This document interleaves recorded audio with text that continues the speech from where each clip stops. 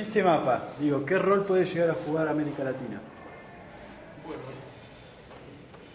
una parte ya la dije, o sea, este fenómeno de polarización, o sea, una mayor autonomía de América Latina. Eso sería una primera respuesta.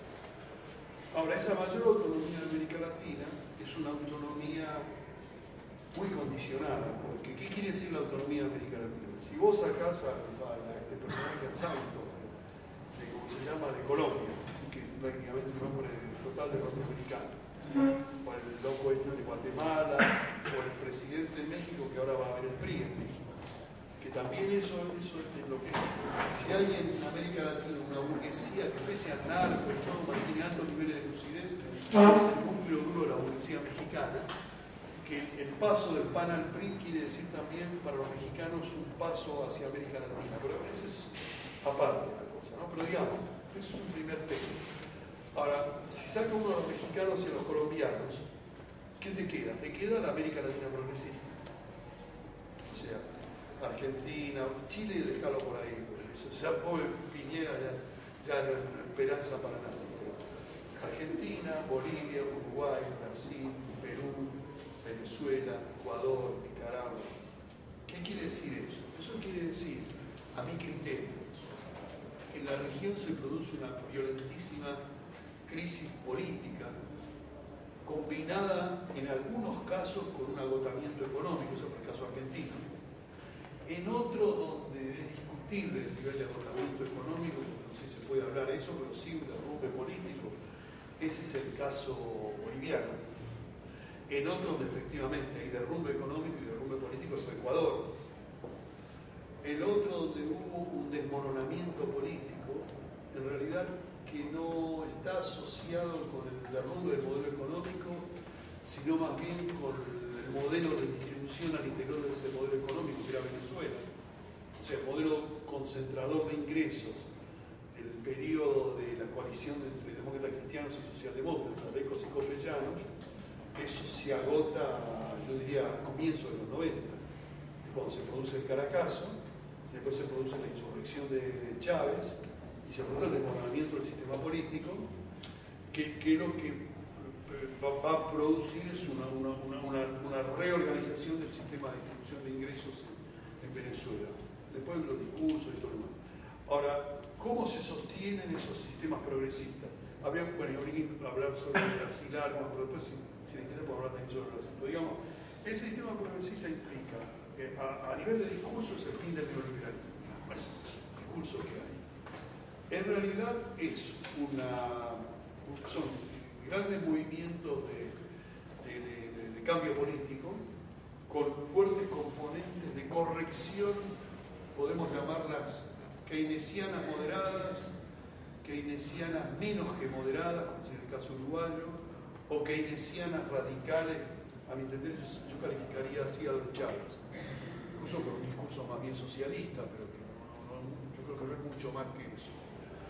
Esa corrección del sistema se va a ver facilitada, es decir, América Latina no necesita hacer revoluciones populares, entre comillas, estoy diciendo todo, porque lo que va a tener es en los años, en la primera década de este siglo, o sea, la década pasada, el último auge de la economía mundial.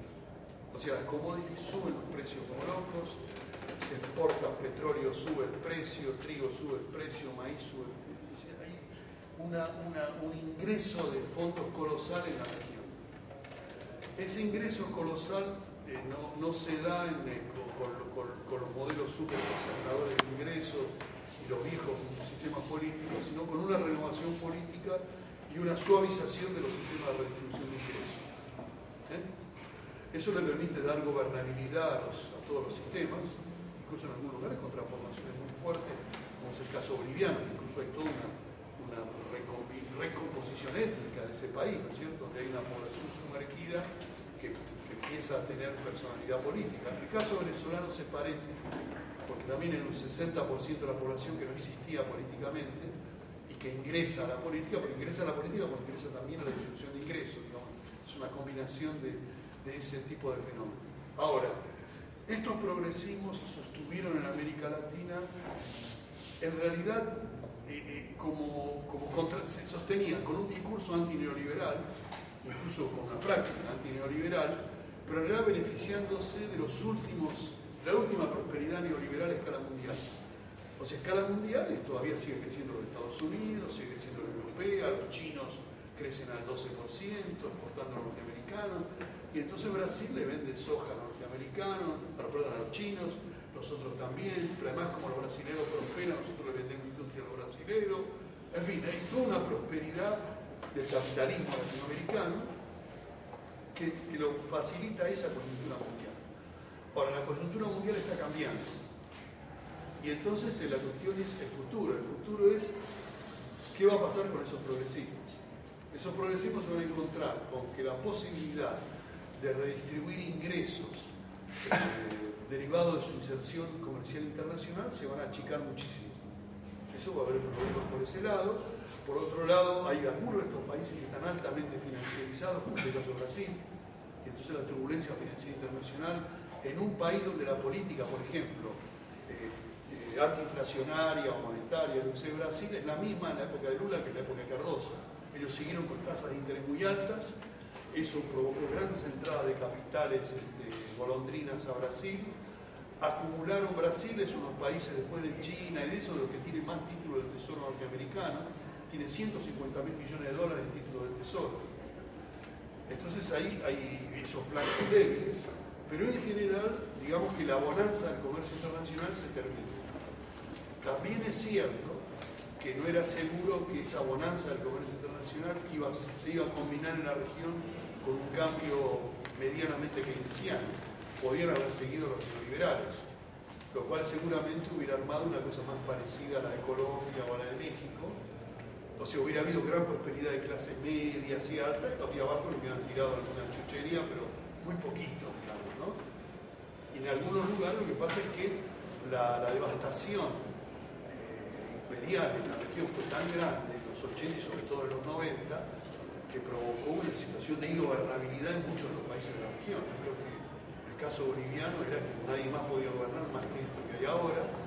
En el caso argentino es inimaginable que López Murphy, que pertenece a esta casa de estudios en la universidad, que sea presidente, o Menem presidente, yo digo en la primera década de este siglo, ¿no es cierto? Se hubiera provocado un argentinazo, incendiado todo. O en Ecuador era imposible que la derecha tradicional siga gobernando esos países. Entonces, ahí estás, si hubieran podido o no los neoliberales, pero esos quedaron fuera, y ahora el tema es qué va a pasar, o sea, frente a esa contracción del comercio internacional, frente al hecho que los capitales que existen, locales o transnacionales instalados, más bien van a exacerbar la búsqueda de beneficios ante mercados del mundo que se van contrayendo, o sea, van a tratar en los lugares donde están implantados de ganar lo que están perdiendo en otros. Y entonces yo creo que hay una aceleración o situación de contradicciones económicas y sociales en América Latina.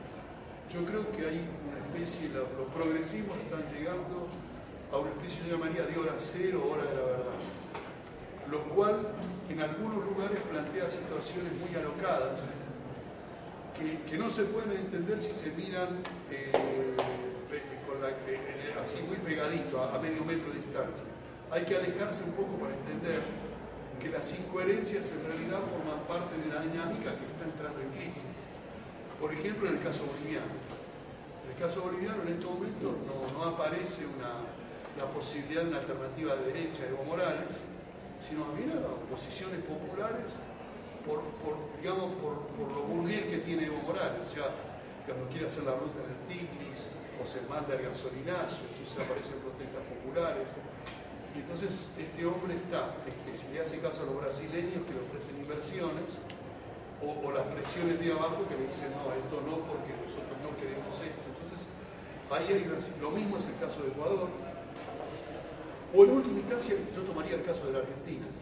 Argentina se ha andado en sus últimos 5 meses, 6 meses, yo que sé, medidas que son muy alocadas, muy contradictorias. O sea, hemos tenido que la presidenta hablaba en contra de los maestros que quieren aumento, elogiando la mega minería, o imponiendo una ley antiterrorista. Pero por el otro lado, ha nacionalizado YPF. Entonces, ¿qué es? ¿Vamos hacia la Revolución Popular Nacional? ¿O vamos hacia Videla? ¿Hacia dónde vamos? hacia varios lados al mismo tiempo, o sea, es una situación de contradicciones crecientes. Esas contradicciones se van a definir, pueden definirse, pero también pueden mantenerse en ese nivel de contradicción durante un largo periodo. Hubo sociedades en América Latina que se mantuvieron en una especie de descomposición durante una década o un poquito menos. Bolivia, la realidad Bolivia, desde los 90, mediados de los 90, fin de los 90, hasta el 2005, ahí gobernaba cualquiera, porque eso, cada vez gobernaba y el otro día lo tiraban abajo. Por Ecuador. Hay gente que decía, bueno, en un año se define Ecuador, tardó mucho en que haya una recomposición con Correa. Entonces, ¿qué puede pasar en América Latina? Bueno, en primer lugar está, yo creo que el tema del debilitamiento global de los Estados Unidos, que eso da margen de autonomía. Pero también está la contracción de la economía mundial, que si por otro lado tenés márgenes de autonomía geopolíticos, se te reducen los márgenes de autonomía de los sistemas de poder en cada país, porque hay menos billetes, hay menos billetes para dar. Entonces, ¿qué hacemos? ¿Cortamos los gastos acá o le subimos los impuestos a estos desgraciados? O sea, agarramos a la Barrick y le decimos, señores, le vamos a hacer aplicar la solución Repsol, o les vamos a meter impuestos, o hacemos algo, o decimos, los maestros no tienen que ganar un centavo más. ¿Qué va a pasar? Están las respuestas ideológicas al tema. Por ejemplo, del tipo, por dos lados. Por ejemplo, del tipo de decir, Evo Morales es un gran revolucionario popular. Porque así nació y así va a morir. O Cristina es el movimiento nacional y popular imparable hacia la revolución nacional. Eso a nivel, digamos, del análisis político fino no sirve. Hay que hablar de otra cosa. De decisiones que tienen que ser tomadas según las fuerzas en pugna.